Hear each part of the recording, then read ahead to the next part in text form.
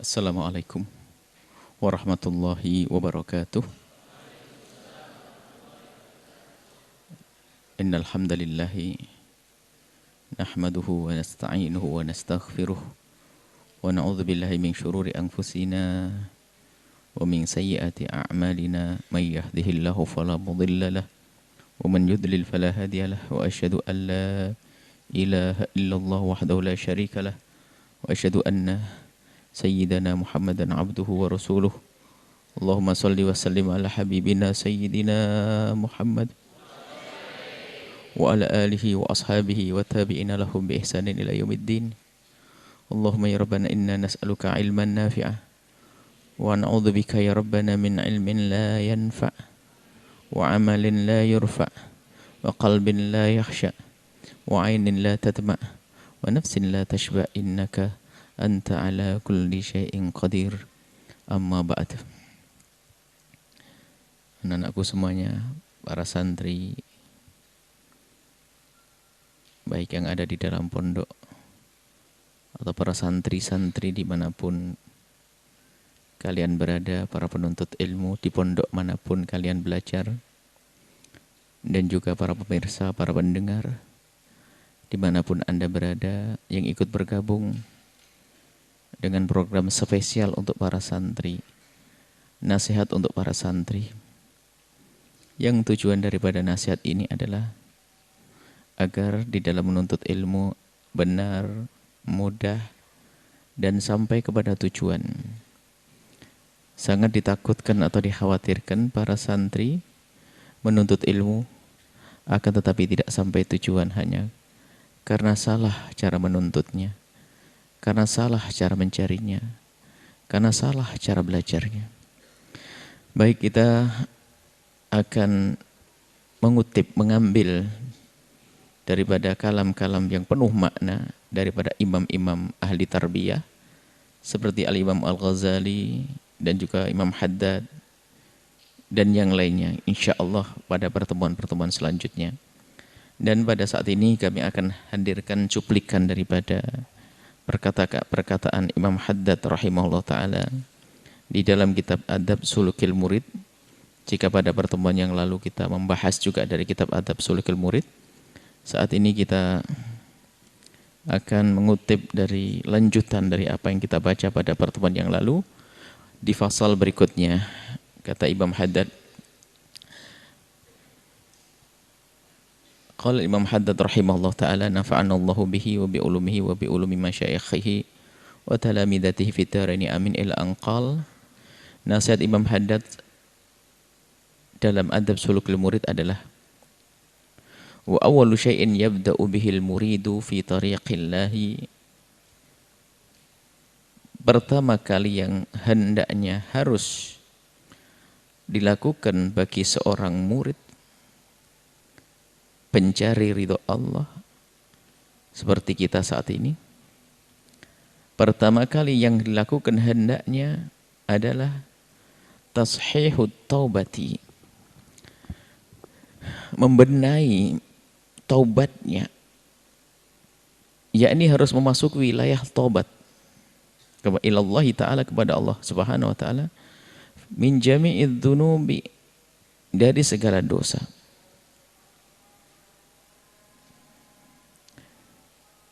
Wa in kana alai syai'un minal madhalimi li ahadin minal khalqi, kalau dosanya penuntut ilmu dan pencari ridho Allah itu adalah kezaliman kepada makhluk Allah, falyubadir bi adaiha, maka hendaknya ia bersegera untuk menyelesaikannya. Kalau ada kezaliman, hai para penuntut ilmu semuanya, ingat, kita akan menuju kepada Allah. Kalau kita masih punya masalah dengan dosa, nggak akan nyampe kepada Allah. Mari kita masuk wilayah tobat, kata Imam Haddad. Menyesali dosa. Dan jika dosa ini antara kita dengan sesama manusia, maka harus segera kita selesaikan. Bi'adaiha ila arbabiyah, kita selesaikan, kita berikan kepada yang berhak. Apakah meminta maaf atau kalau itu uang kita bayar, intinya harus diselesaikan. In amkan, selagi bisa. Kalau tidak mampu, mungkin karena kita pernah mengambil uangnya dan kita tidak ada kemampuan untuk membayarnya. Fayatlubul ihlala minhu, minta ridho. Ini. Maka kalau kita menuntut ilmu harus sering minta maaf kepada orang yang dalam dugaan kita pernah bersalah kepadanya. Baik orang yang di dalam rumah kita, ayahanda, ibunda, saudara, kerabat, atau siapapun. Harus kita segera minta ampun, minta maaf kepada orang-orang tersebut. Karena apa? Urusan kita dengan manusia, dengan dosa itu, berdosa dengan manusia, ini penghalang. فَإِنَّ الَّذِي تَكُونُ ذِمَّتُهُ مُرْتَهِنَةً بِحُقُوقِ الْخَلْقِ. Kalau orang yang ingin menuju kepada Allah, ternyata masih punya urusan dengan makhluk, murtahinatun, tergadaikan. Kita pengen menuju kepada Allah, meluncur kepada Allah, meluncur kepada ridha Allah. Tapi karena kita masih punya masalah dosa-dosa dengan sesama manusia, kalau tidak kita selesaikan, la yumkinuha sayru ilal haqq. Karena kita masih punya urusan dengan khalq, kita urusan dengan makhluk, maka kita tidak akan sampai kepada Khaliq, kepada Allah Subhanahu wa taala. Ini dosa kepada manusia yang pernah kita lakukan. Segera kita bergegas untuk memohon ampun, memohon maaf. Wa syaratu sihhati taubati, adapun syarat sahnya taubat itu adalah sidqun nadami, penyesalan yang sesungguhnya. Ala dzunubi, atas dosa-dosa, ma'a sihhatil azmi, dengan semangat yang kuat, ala tarkil audi ilaiha, semangat yang kuat untuk tidak mengulanginya. Muddatal umri, sepanjang umur, sepanjang masa hidupnya, selamanya. Artinya setelah kita menyesal, ada janji di dalam diri kita dengan kita sendiri di hadapan Allah bahwa aku tidak akan mengulangi dosa itu sampai kapanpun, berjanji. Seperti itu. Itu syaratnya taubat. Wa man taba an syai'in minadh-dhunubi, barang siapa bertobat dari dosa-dosa, wa huwa musirrun, tapi dia masih senang melakukan dosa, alaihi, terus dalam dosa tersebut, azimun, atau diam-diam punya dosa, tak taunya dia tobat katanya, tapi diam-diam azimun, ada keinginan terlintas di hatinya, alal audi ilaihi, pengen melakukan lagi, fala taubata lahu, maka tidak akan dianggap tobat. Maka jika tobat dosa kita kepada Allah, maka sebab-sebab penghantar dosa harus kita musnahkan semuanya. Apa yang pernah kita lakukan waktu itu? Dosa seperti apa sih? Kita tobat, kita akan menuju kepada Allah. Kalau ternyata diam-diam dia terlintas ingin melakukan dosa lagi, mungkin ada seorang santri yang Masya Allah, semula adalah dia tidak baik di rumahnya, kemudian pergi ke pondok, tobat, sampai di pondok istimewa. Tapi akan benar-benar istimewa dengan catatan kalau memang dia tidak ingin mengulang lagi. Tapi kalau diam-diam berkata, nanti pulang saya akan lakukan lagi. Tobatnya tobat bohongan, tidak akan diterima oleh Allah Subhanahu wa taala. Dan memperbaharui tobat ini terus harus ada. Wal takunil muridu 'ala dawami. Dan hendaknya murid itu, seorang murid, kata ini murid kita ini menuju kepada ridha Allah. Murid, santri kita semuanya. Terus menerus fi ghayatin, dalam puncak minal iktirafi, pengakuan bitaksiri, bahasanya kita ini orang yang suka teledor, anil qiyami, dalam menjalankan bima yajibu alaihi, apa yang Allah wajibkan kepada kita, min haqqi rabbih, urusan kita dengan Allah. Kalau memang santri yang sesungguhnya, kata Imam Haddad, hendaknya dia selalu merasa bahwasanya dia masih belum sungguh-sungguh di dalam menjalankan tugas ibadahnya. Jadi masih menyesali, sholatku masih kurang khusyuk, ibadahku masih kurang benar. Ini adalah murid yang sesungguhnya. Sehingga dia terus berusaha untuk meningkatkan kekhusyuannya, rasa takutnya kepada Allah Subhanahu wa taala. Wa matahazina, kapan terjadi kesedihan pada seseorang, ala taksirihi, atas keteledorannya di dalam menjalankan ibadah, wangkasara qalbuhu, dan menjerit sedih hatinya, min ajlihi, karena kekurangan dalam mengabdi kepada Allah, Falya'lam, maka hendaknya tahu dia annallaha indahu, Allah bersamanya. Idh yaqulu subhanah, Allah berfirman dalam hadis qudsi, ana indal munkasirati qulubuhum, aku bersama, Allah berfirman, aku bersama orang-orang yang selalu sedih tadi itu, menyesali dosanya, selalu sedih menyesali kesalahannya, selalu sedih atas keteledorannya. Allah senang dengannya.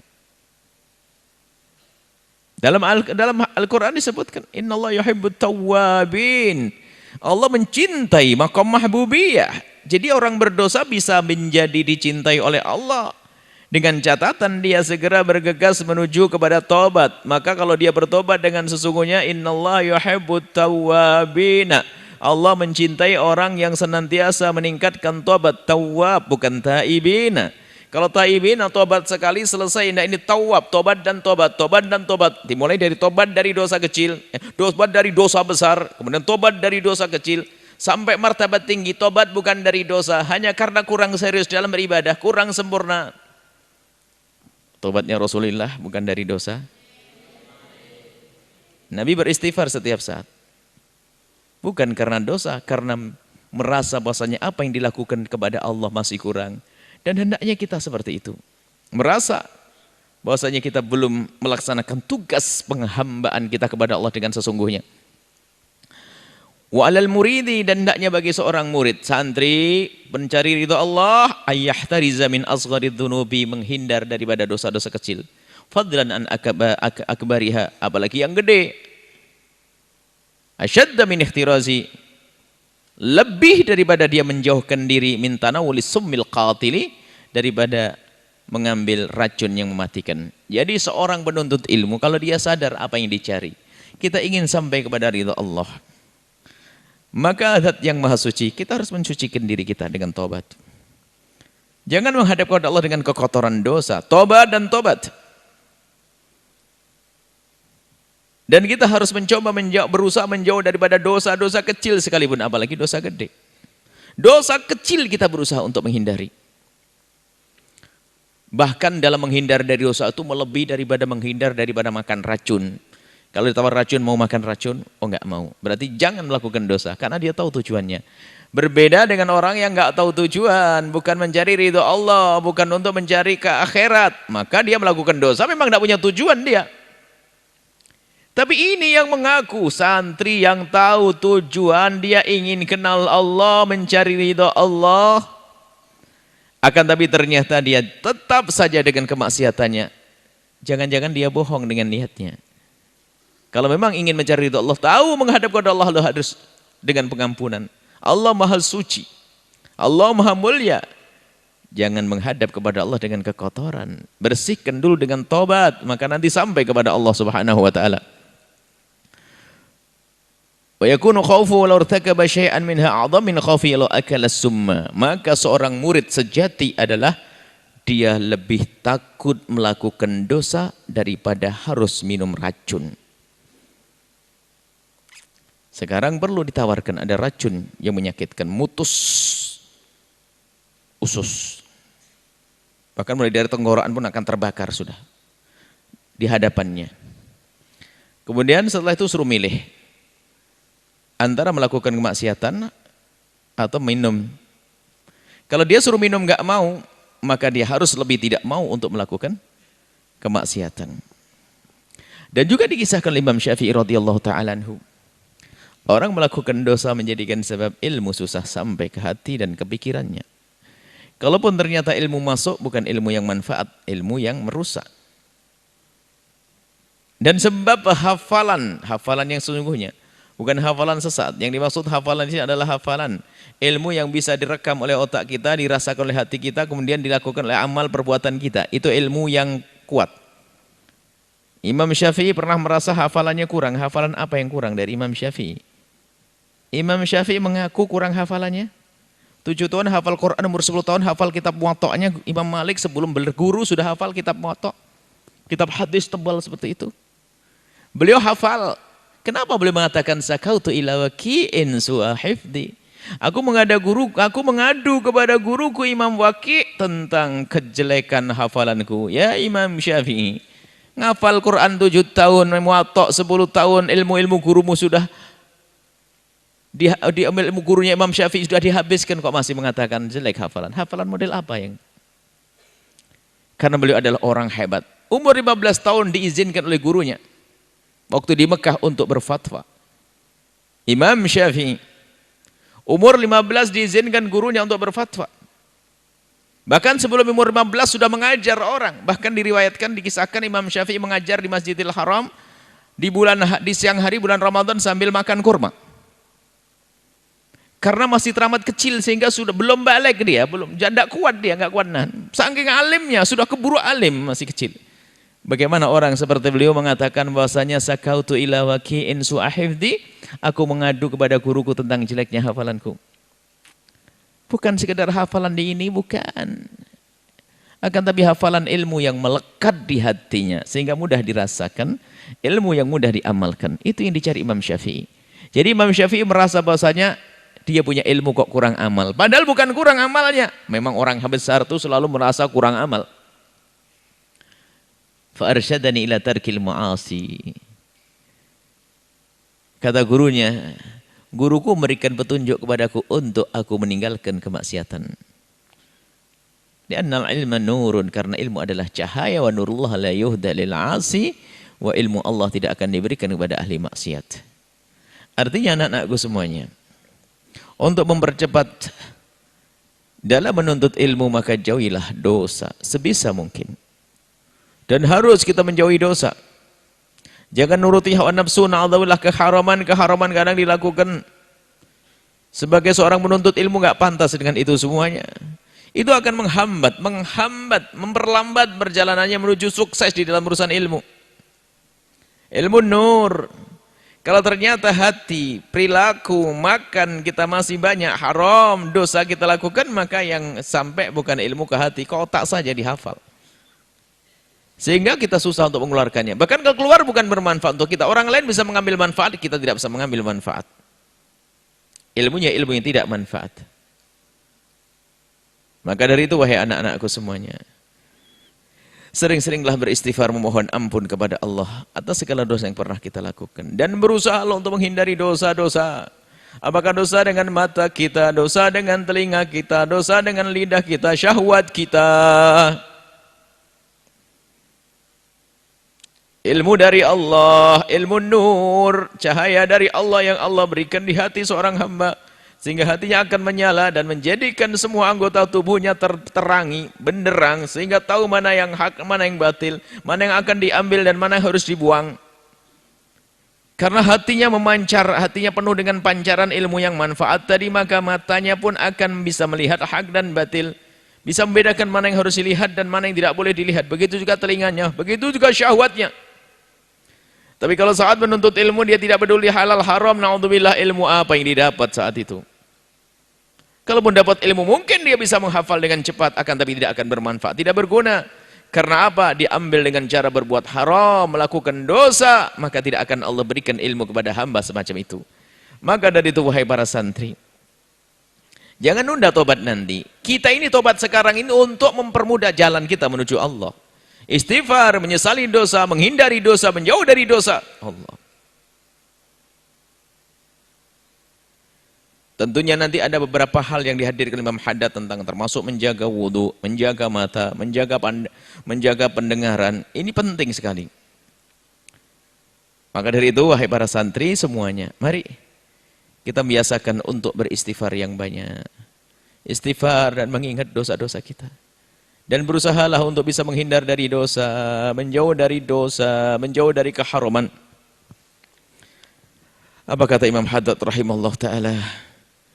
Dzalika li'annal ma'asi, karena maksiat itu ta'malu, akan berpengaruh fil qulubi, di dalam hati, amalas summi, seperti pengaruhnya racun, fil ajsami, di dalam jasad kita.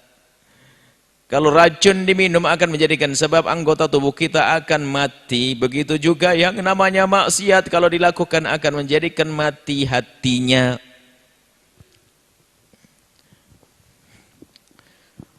Tu'radul fitnatu 'alal qulubi kal hasir ya'uda. Fitnah kemaksiatan itu akan menempel di hati. Bahkan saya mendekatkan seperti nuktah sauda. Jadi yang namanya maksiat dilakukan seorang hamba akan nempel di hati seperti noda hitam, setitik hitam.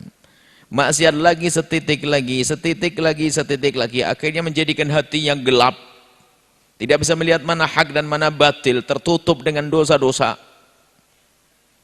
Kalau sudah seperti itu, lihat, susah mendapatkan ilmu yang manfaat. Kalaupun dapat ilmu-ilmu otak, maka bahkan mungkin dengan ilmunya semakin jahat, menjual agama, membohongi orang. Na'udzubillah. Itu yang akan dinyalakan api neraka untuknya. Pertama kali api neraka dinyalakan untuk mereka yang punya ilmu, tapi ilmunya enggak bermanfaat. Dan itu yang paling ditakuti oleh baginda Nabi. Nabi takut melebihi ada. Hamba Allah manusia ditakuti Nabi melebihi daripada Nabi takut kepada Dajjal. Dajjal seram.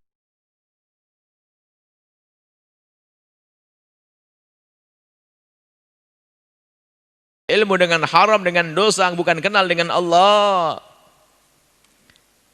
Tapi yang menuntut ilmu dengan mengadu kepada Allah menyadari kelemahannya. Dia tidak akan bisa menghafal kecuali dari Allah. Tidak akan paham kecuali dari Allah. Maka dia rajin tahajud di tengah malam. Minta, ya Allah, berikan kepada kami ilmu yang manfaat. Kemudian di malam hari itu juga dia menyesali dosa. Di siang hari menghindar dari dosa. Secara kebiasaan dia menghindar dari dosa. Malam harinya mengadu kepada Allah. Belajarnya serius. Sampai kepada tujuannya. Wal qalbu azzu 'alal mu'mini min jismi, dan hendaknya seorang santri yang hebat, yang cerdas itu harus paham bahwa hatinya lebih mahal, lebih berarti, lebih berguna daripada urusan jasadnya. Jika tidak berani minum racun takut jasadnya rusak, maka hendaknya dan seharusnya dia tidak mau melakukan kemaksiatan karena maksiat akan meracuni hati. Bal ra'su malil muridi, bahkan modal pokok terpenting seorang murid kayak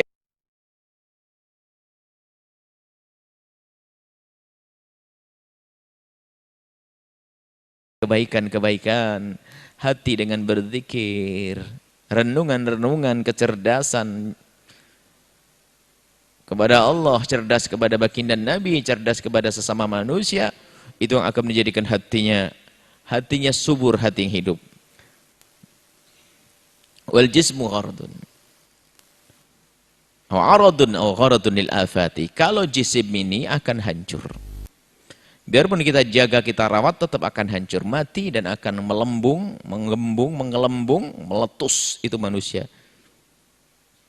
Enggak perlu sombong kita. Kita pernah cium bau bangkai yang namanya bangkainya kodok atau bangkai binatang, akan tapi ketahuilah manusia baunya lebih daripada itu semuanya, sehingga harus ditanam dalam-dalam. Manusia mulia, akan tapi ketahuilah kita tidak perlu sombong. Akan sombong dengan kegantengannya, dengan kehebatannya, semua akan berakhir.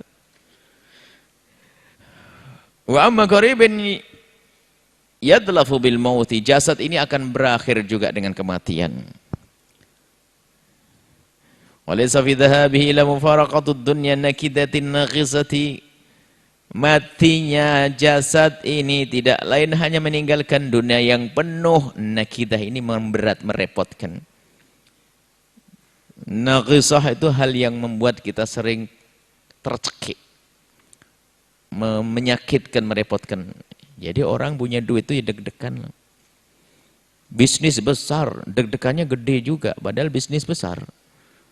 Ada berita kebangkrutan.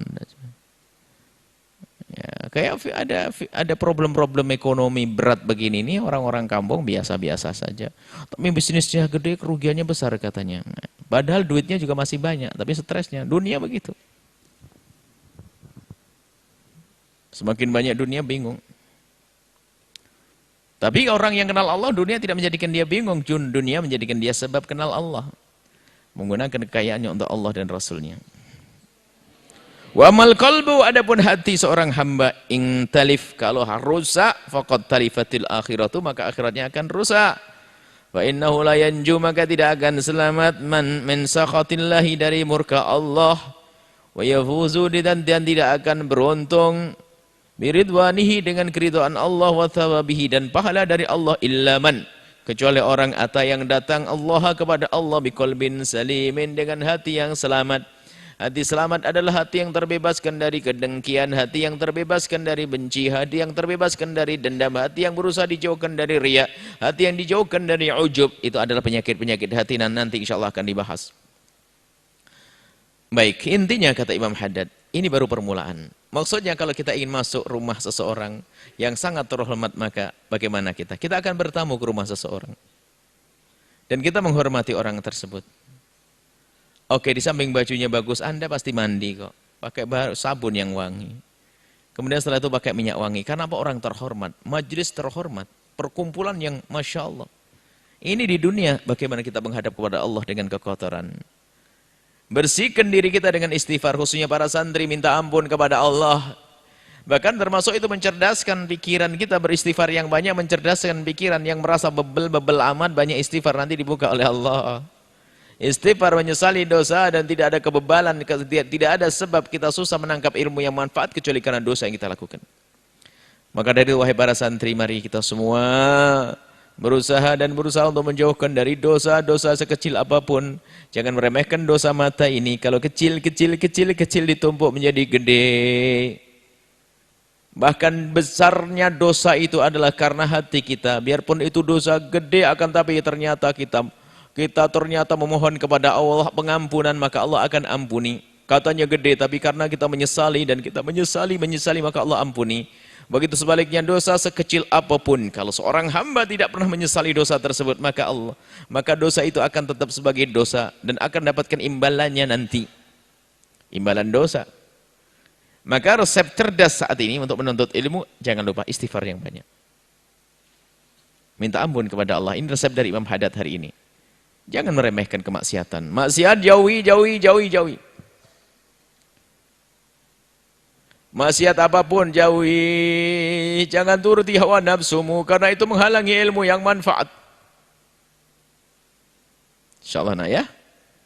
Cukup sampai di sini insyaallah. Kita belajar hari ini semuanya memperbanyak istighfar ya. Di tengah malam sambil tahajudan baca Ridul Fatih, istighfarnya yang serius. Astaghfirullahaladzim, astaghfirullahaladzim, astaghfirullahaladzim, astaghfirullahaladzim. Terus diingat dosa-dosa kita kepada Allah. Atau dosa kepada sesama manusia. Oh, kita minta ampun kepada Allah. Pengampunan, Masya Allah. Ilmu akan mudah diberikan kepada kalian. Maka jangan meremehkan dosa anak-anakku semuanya. Termasuk dosa dengan orang lain, mengambil pulpennya temannya, bukunya temannya, makanan temannya, bangku temannya, sandal temannya. Itu semua adalah haram. Anna yustajabu lidzalik. Bagaimana akan dikabul dan dikasih orang yang haram semuanya?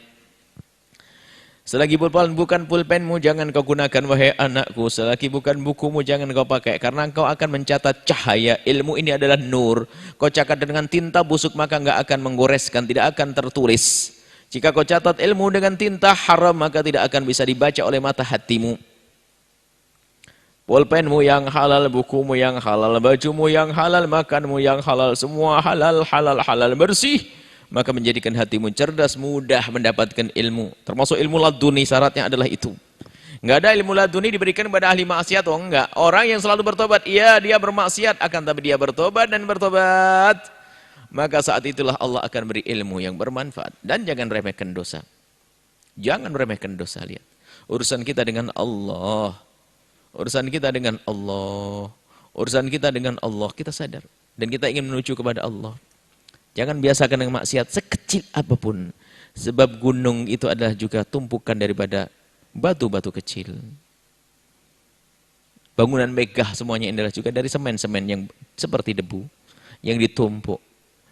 Maka sedikit demi sedikit lama-lama juga ada jadi bukit. Bukit dosa, na'udzubillah. Kalau bukit amal enak, bukit dosa. Maka dari itu, tolong anak-anakku semua jaga pandanganmu, syahwatmu, perbincanganmu, hati-hati ya, urusan syahwat.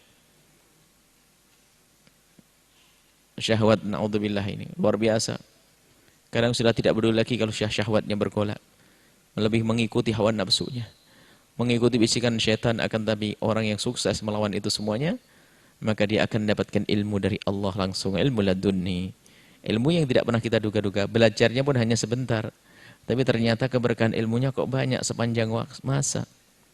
Mengeluarkan ilmunya juga gampang karena ilmunya manfaat. Baik, ini saja anak-anakku semuanya, para santri dan para pemirsa dimanapun Anda berada. Semoga kita benar-benar bisa membiasakan kita untuk menyesali dosa-dosa, menghadapkan Allah dengan memohon pengampunan kepada Allah Subhanahu wa taala. Mari kita tutup dengan doa. Bismillahirrahmanirrahim. Alhamdulillahirabbil alamin. Allahumma shalli ala sayyidina Muhammad wa ala sayyidina Muhammad. Allahumma ya Allah, kami mohon jauhkan kami dari segala dosa ya Allah. Kami para pencari ridha-Mu, pendamba kemuliaan di hadapan-Mu ya Allah. Maka kami mohon jauhkan kami dari segala kehinaan, dari segala dosa ya Allah. Dan sungguh kami tidak akan mampu meninggalkan dosa kecuali mendapatkan bantuan dari-Mu ya Allah. Berikan kepada kami pertolongan ya Allah untuk meninggalkan dosa-dosa itu ya Allah. Dosa mata kami, dosa telinga kami, dosa lisan kami, dosa syahwat kami, dan dosa anggota tubuh kami ya Allah. Ya Allah, pilihlah anak-anak kami semua ini dan para pemirsa, para pendengar, pilihlah mereka untuk menjadi hamba-hamba yang jauh dari kemaksiatan dan dosa. Dan kami mohon ampuni dosa kami yang kami tidak bisa menghitungnya. Teramat banyak dosa kami ya Allah. Dan sungguh Engkau Maha tahu ya Allah. Ampuni orang tua kami dan guru-guru kami. Ampuni anak-anak kami. Ampuni orang tua kami. Ampuni kami semua ya Allah. Ya Allah, mudahkan anak-anak kami dalam menuntut ilmu ya Allah. Berikan kepada mereka ilmu yang manfaat ya Allah, menjadi sebab mereka dekat dengan kekasih-Mu Nabi Muhammad. Dan kami mohon ya Allah, orang tua mereka mudahkan segala urusannya ya Allah dalam mencari rizki yang halal penuh berkah. Yang sakit sembuhkan, yang punya hutang mudahkan kami dalam bayar hutang kami ya Allah. Dan kami mohon panjangkan umur kami dalam ketaatan serta sehat walafiat. Dan berikanlah semua yang hadir, yang menyaksikan dan mendengar, berikan kepada mereka segala kebaikan ya Allah. Rindukan kepada ilmu menuju ke ridhaan-Mu di surga ya Allah. Ilmu yang manfaat ya Allah. Ilmu yang menjadi sebab kami semakin jauh dari kemaksiatan ya Allah. Berikan kepada kami semua ya Allah husnul khotimah, mati dalam keadaan iman, setelah panjang umur dalam ketaatan serta sehat walafiat. Husnul khatimah, mati dalam keadaan iman. Dan kami mohon ya Allah, jadikan ucapan kami di akhir hayat kami kelak. Saat Engkau hendak mencabut nyawa kami ingin saat itu ya Allah, hati dan lidah kami mampu mengucapkan kalimat agung dan mulia. La ilaha illallah Muhammadur Rasulullah. La ilaha illallah Muhammadur Rasulullah. La ilaha illallah Muhammadur Rasulullah sallallahu alaihi wasallam. Rabbana atina fid dunya hasanah wa fil akhirati hasanah wa qina adzabannar. Wa sallallahu ala sayyidina Muhammadin wa ala alihi wa sahbihi wasallam. Walhamdulillahirabbil alamin. Al-Fatihah.